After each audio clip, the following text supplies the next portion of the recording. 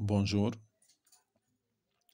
Une des questions qui peut revenir dans le chapitre donc force centrale, on va s'intéresser à la force centrale newtonienne particulièrement, c'est-à-dire la force qui varie en 1 sur R2. Alors, une question, retrouver le vecteur de range Lenz. Comment retrouver le vecteur de range Lenz?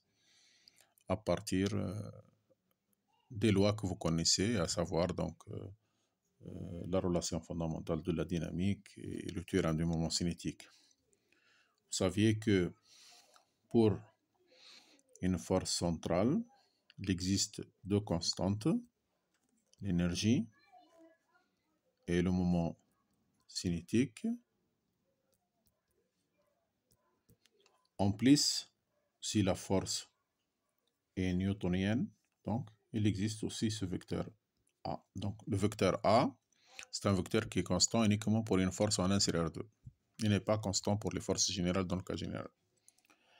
Alors, comment retrouver ce vecteur? J'exprime en premier lieu le moment cinétique.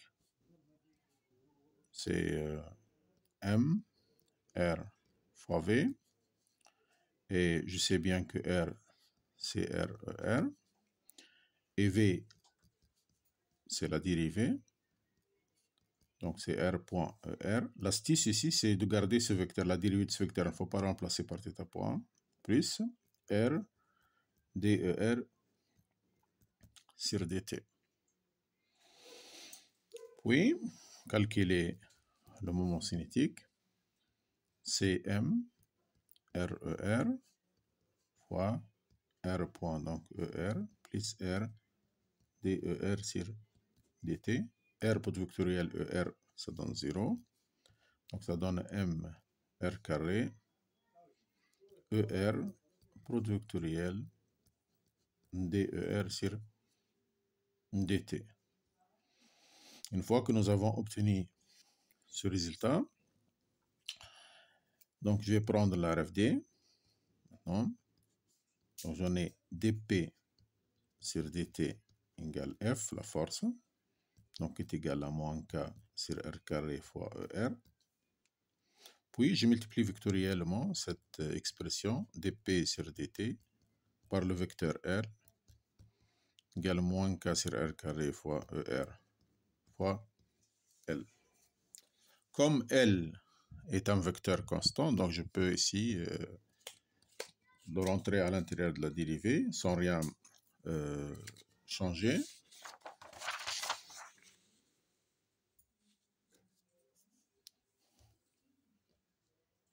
Donc, dp sur dt fois L est égal à moins K sur R carré ER fois L.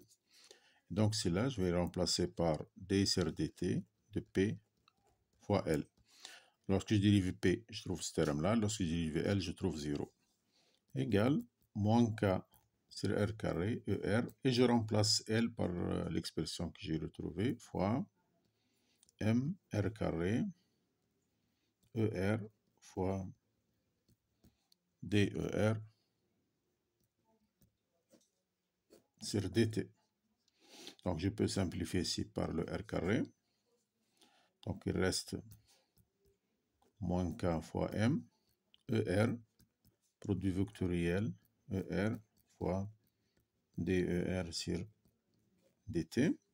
Ici, j'ai le double produit vectoriel, donc je vais noter les vecteurs 1, 2, 3. Donc, je fais 1, 32, moins 123. Donc, je vais moins KM, donc ER scalaire DER sur dt, porté par ER, moins 1, 2, donc ER scalaire ER, porté par DER sur dt. Je sais bien que si j'en ai un vecteur unitaire, sa dérivée est perpendiculaire à lui, donc ce terme est nul. Donc il reste l'autre, il y a deux signes moins, donc ça donne Km, ER scalaire R, ça donne 1 fois DER sur dt.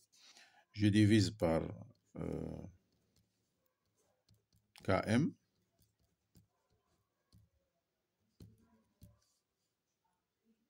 égale à DER sur dt, puisqu'il y a la dérivée, donc par rapport au temps, je vais rassembler tous les termes de l'autre côté. Donc, P fois L sur MK moins ER égale 0. Et donc, je retrouve que ce vecteur P fois L sur MK moins ER qui est égal à une constante. Ce vecteur est appelé donc le vecteur de Range-Lenz. C'est un vecteur assez important avec lequel on peut résoudre en particulier le problème de diffusion de Rutherford et le problème de précision des orbites. Je vous invite donc à s'abonner à ma chaîne YouTube.